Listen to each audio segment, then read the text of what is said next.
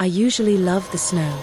You know, that quiet, muffled silence that blankets the world after a heavy storm? It's peaceful. Or at least, I thought it was, until last winter. I was house-sitting for my uncle in upstate New York.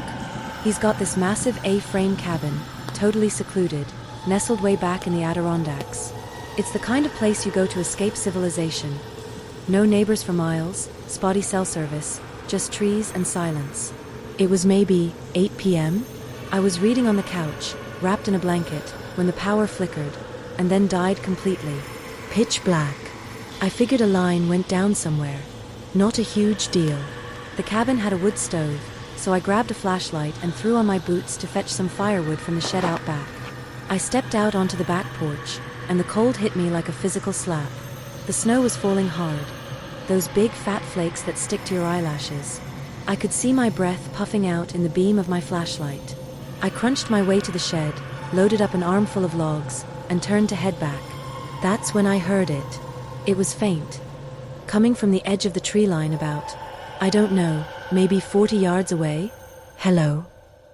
I froze. My heart hammered against my ribs. It was a voice, but it sounded off, like a recording playing slightly too slow. I shined my light toward the trees. Who's there? I called out, trying to sound tougher than I felt. Silence. Just the wind howling through the pines. I shook my head, thinking my mind was playing tricks on me, and started walking back to the house. Faster this time. Then, I heard it again. Closer. Hello? I spun around, dropping a log in the snow. The beam of my flashlight cut through the falling flakes, and landed on something standing just outside the woods. It was a person. At least, it looked like one. They were standing perfectly still, facing me. But here's the thing that made my blood run cold. They were naked. Completely bare-skinned, in 10-degree weather. Hey! I shouted, my voice trembling. Do you need help? The figure didn't move. It didn't shiver. It just stood there, like a statue carved out of pale meat. Then, it opened its mouth. Who's there? It wasn't their voice. It was my voice. It was a perfect recording of what I had shouted 10 seconds ago. Same pitch. Same tremble. My stomach dropped. I backed up toward the porch. Look, I'm calling the cops. The figure took a step forward. Its movement was jerky, unnatural, like a marionette being pulled by invisible strings. It opened its mouth again. Look, I'm calling the cops. My voice again. I didn't wait. I dropped the rest of the wood and bolted for the door. Behind me, I heard a sound that I will never, ever forget. It wasn't footsteps running. It was slapping. Like wet meat hitting the pavement, rapid fire, slap, slap, slap, slap, slap, getting closer fast.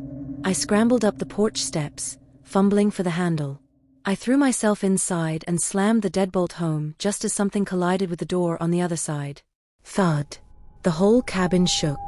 I scrambled back, grabbing a fire poker, breathing so hard I thought I was going to pass out. Then, silence. I stood there in the dark, waiting. After maybe a minute, there was a gentle knock. Top, top, top. And then, a voice spoke from the other side of the wood. Soft. Calm. It's okay. I'm inside now. You can open the door. It was my voice. But this time, it wasn't repeating me. It was forming new sentences, trying to trick me. I'm safe, my voice, whispered. Open up. I screamed at it to go away. I piled furniture against the door and sat there with a kitchen knife until sunrise. When the sun finally came up, and the plow trucks came by, I finally worked up the courage to look outside. The door was covered in scratches.